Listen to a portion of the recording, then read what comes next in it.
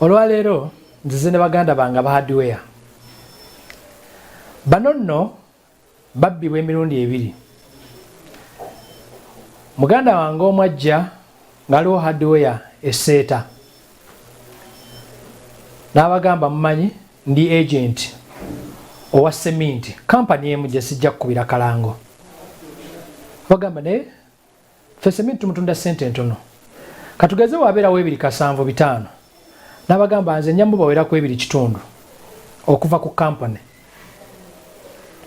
Muganda wange hardware bw'owulira nti ku nsawo ya cement ogenda kufunako 2,500. N'omugamba tuleetere. N'akomawo. Bagamba ayo n'atuleetera ddi nti nja baleetera enkya. Kaakati n'avaawo n'agenda n'eri ku dipo.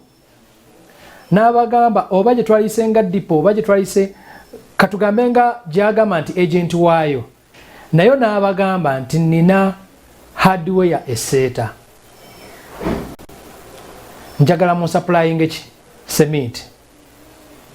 Okusinzira ku hardware y'eseeta azzo ba supplying supply ava ku dipo. Okusinzira ku dipo eya cement ayagala cement yenanyini hardware y'eseeta.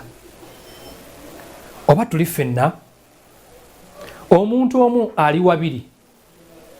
Okusinzira ku dipo ku WhatsApp ku hardware agent supplier ate okusinzira ku dipo ono nanyini hardware.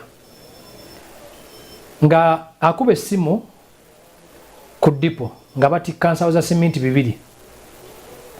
Batikka ensawo za cement 2 mujja kunsanga eno ku hardware ngajja gwe ku hardware nga atuula awo. Bagamba kuleeta ensawo 2. Bamala okutuusa ensawo 2. Bamala okutuusa ensawo 2 baba batikkula bakatikkulako nga 10 gawa %. Nga gwe hardware obala sente ng'ozimuwa. Jjukira bano bakyatikkula naye bamanyi supplier akola ki ye gwe ali mu hardware. Baba bamalako cement nga gwe batumye ajja agamba naye no tuwe sente. Naye jjukira wakwasizza dda supplier sente. Era supplier olumala omukwasa sente yeebulankanyamu awo mpola mpola bw'ati ng'atema. Kati ono alese cement agenda okujja okukubanja ng'omuganda wadde dda mukama wammwe sente. Ng'eno sente bazibbye lwakuba ekirungi bano ababaleese baba tebatera nnyo babba. N'atera nabono bw'asinze n'agamba nti gwe mpadde sente wammwe nammwe oluguba gugenze kubeera musango. Twalyewaze ba middlemen.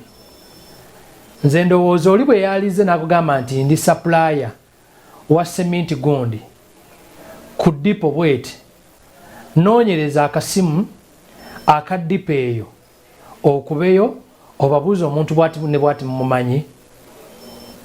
Security tips nange Simon Peter Watch ku Salt TV.